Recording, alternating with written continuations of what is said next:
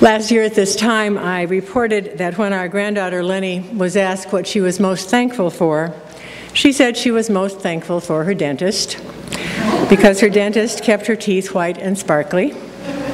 I'll admit I was a little disappointed that I didn't make the list, but I had high hopes for this year. And as luck would have it, this year I was beat out by apples and rocks. But her sister Addie made the cut, so I felt a little better about not being in the top 10, and after all, there's always next year. What struck me about her choices were how perfectly ordinary they were, how unremarkable they were. If we were asked the same thing, and I'm guessing that many of us were asked that same question around somebody's Thanksgiving dinner table this year, we would say things like my health, my family, my friends, my church, my faith, because as adults, we tend to think of bigger and more abstract and more important things to be thankful for. Few of us would say we are thankful for apples and rocks. David Lose is a preaching professor at Luther Seminary who writes a daily blog called In the Meantime. A few weeks ago, he was writing about prayer and gratitude and referenced a video which featured a Benedictine monk named David Steindl-Rast, and it was called A Good Day. In it, Brother David talks about opening our eyes and seeing the gift that is this day and being thankful for even the smallest blessing. Lose talked about appreciating Brother David's emphasis on gratitude, but more than that was the importance of noticing. Lose wrote, "It's not perhaps that we are not grateful for the blessings of our life, but that we do not take the time to notice them." He went on, "This reminded me of Annie Dillard's answer to the question, what is the meaning of life? And her answer, we are here to notice each thing so that each thing gets noticed."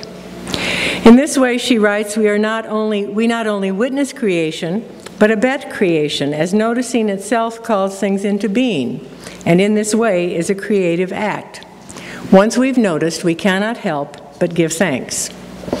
My point is that maybe we need to start noticing the apples and the rocks in our lives instead of waiting or hoping for more dramatic blessings to express our thankfulness. The reading this morning from 1 Timothy is part of that section of the New Testament that is known as the pastoral epistles. It includes 1 and 2 Timothy and Titus. We assume that they were written by the same person, but most likely not by the Apostle Paul. Current scholarship has lots of reasons why we might assume that they are not from Paul's hand, none of which are detrimental to the impact of the passage we just read. As one commentator noted, whatever the current answer, it is important not to let the issue of authorship weigh too heavily in one's appreciation of and response to the pastorals. These three epistles form a relatively closely knit group of writings that have a number of thematic similarities. Notable among them, the way that theology and ethics are thoroughly integrated in very practical ways. Beginning, for example, with the reminder that we brought nothing into the world so that we take nothing out of it. But if we have food and clothing, we will be content with these. In other words, be grateful for the little things, pay attention to the rocks and the apples, and live out your gratitude by being content with what you have. It couldn't have been more straightforward. So straightforward, in fact, I was tempted to read the passage, sit down, and give each of you a section of the newspaper to see how many examples you could find of people pierced with the many pains of the kind of wealth or greed that the writer talks about, who have been plunged into ruin and destruction as a consequence. It would be hard to find a more timely passage in terms of the economics of today's world and the still growing gap between those of us who have way too much and those of us who have far too little. Sometimes in reading and spending time with a specific scripture text, you find that you keep coming back to one small part of it. In my reading and reflection on 1 Timothy this week, it was the admonition to those who in the present age are rich, to do good, to be rich in good works, generous, and ready to share. For a moment, I thought I was listening to Garrison Keillor. If you're familiar with the Writer's Almanac on public radio, you know that he always closes with these words: be well, do good work, and keep in touch. We are, every one of us, part of those who in the present age are rich. Maybe not rich in terms of our finances, although many of us are, but rich in so many other ways. Perhaps we are especially aware of just how rich we really are along about this time of year. From the moment we toss that 20-pound turkey in the grocery cart to the time that we pick up the last scrap of wrapping paper on Christmas Day, we cannot help but be reminded of just how abundantly we have been blessed. As Brother David says in A Good Day, the very fact that you can turn on a faucet and have drinkable water is an amazing gift, a gift that much of the world will never have. Given our culture of abundance, I believe that we do good works, and we are generous, both individually and as a church. Maybe not as generous as we could be, but as generous as we are able to be at this moment. Our generosity, our readiness to share, are ways that we live our gratitude, or as the writer of Timothy says, ways that we may take hold of the life that is really life. When we think of being generous, it's often being generous with what we have, our possessions or our financial resources, our things or our money. But there are so many other things that we can afford to be generous with. The writer of 1 Timothy encourages the pursuit of righteousness, godliness, faith, love, endurance, gentleness. And remember, this was written to the early church as a reminder of what it means to be a community and how to behave as part of that community. All of those things are available to share, and to share generously with one another. We can afford to be generous with any of them and with all of them, just as we can afford to be generous with a kind word instead of a criticism, or a moment of grace instead of blame. My grandmother always used to say you can catch more flies with honey than you can with vinegar, and indeed gentleness in our written or verbal communication goes a long way. We can afford to be generous with our time for each other. One of the best things that I do is the time spent with somebody who just wants me to listen. Time spent with somebody when I don't have an agenda or someplace else to be in an hour. We can afford to be generous with our patience and our forbearance with one another, especially around issues that cause some disagreement. That's one of the valuable lessons we learned here at McAllister Plymouth as we walked through the passage of a resolution against the marriage amendment last year. And we learned it again just a few weeks ago when we spent some time talking about mission. And we can afford to be generous, even extravagant, with our gratitude for one another, with our thanksgiving for this community. The life that is really life is surely one that recognizes the power of gratitude.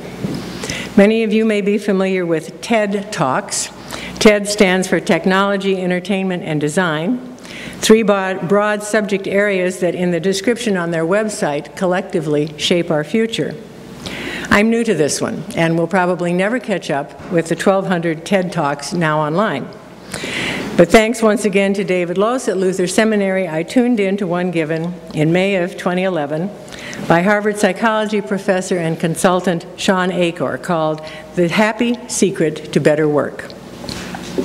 Achor reported that recent brain research confirms that there are few things more powerful than counting your blessings and giving thanks for them. Achor says that if someone's level of positivity can be raised, then their brain experiences what he calls the happiness advantage, which means that your brain performs significantly better than it does at negative, neutral, or stressed. Achor maintains that you can rewire your brain for happiness in a 2-minute span of time, done for 21 days in a row. And here's where it gets interesting. The first thing Achor suggests is writing down 3 new things that you are grateful for. 21 days in a row, 3 new things every day. He says that at the end of that 3-week period, your brain starts to retain a pattern of looking for the positive instead of the negative. Think what a difference that might make in one's outlook at a time when we are hungry for good news, yearning for something other than disaster or corruption or disease or violence every time we pick up the paper or turn on the television or the computer. Now, we are not naive enough to imagine that the world will be changed by our little exercise in positive thinking. But we are also smart enough to know that our perspective might be altered as a result of it. It's certainly not a new idea. Some 60 years ago, Norman Vincent Peale was trying to convince us of the importance of the power of positive thinking. which was a book far more controversial at the time of its publication than we might remember. Of course, there is more to it than that. If it were really that simple, we would have all been doing it by now. Lots of people keep what we call gratitude journals. Maybe you are one of them. So to reinforce his suggestion of writing down 3 new things to be thankful for every day, Acre said this: journaling about one positive experience you've had in the past 24 hours allows your brain to relive it. Exercise, physical exercise, teaches your brain that behavior matters. We find that meditation allows your brain to get over the cultural ADHD that we've been creating by trying to do multiple tasks at once, and allows our brains to focus on the task at hand. And finally, random acts of kindness are conscious acts of kindness. We get people, when they open their inbox, to write one positive email praising or thanking somebody in their social support network. Do good. Be rich in good works. Be generous and ready to share. And then count your blessings. Literally, count your blessings. 3 a day for 3 weeks. Next Sunday is the first Sunday in Advent, the beginning of the new church year, which means that there are over 3 weeks until Christmas, which leaves us a little time for procrastination. If your shopping is done, and even if it isn't, here's a Christmas present you can give yourself and everybody around you. 21 days of counting 3 new things for which you are grateful. And if you have to start with apples and rocks, that's just fine. At least you've noticed them. Remember, the importance of noticing even the smallest blessing is what counts. David Lose reminds us that once we've noticed, we cannot help but give thanks. And once we have given thanks, we are better able to be a blessing to others. And so it continues. So be well and do good work and keep in touch. And let me know how it goes. Thanks be to God. Amen.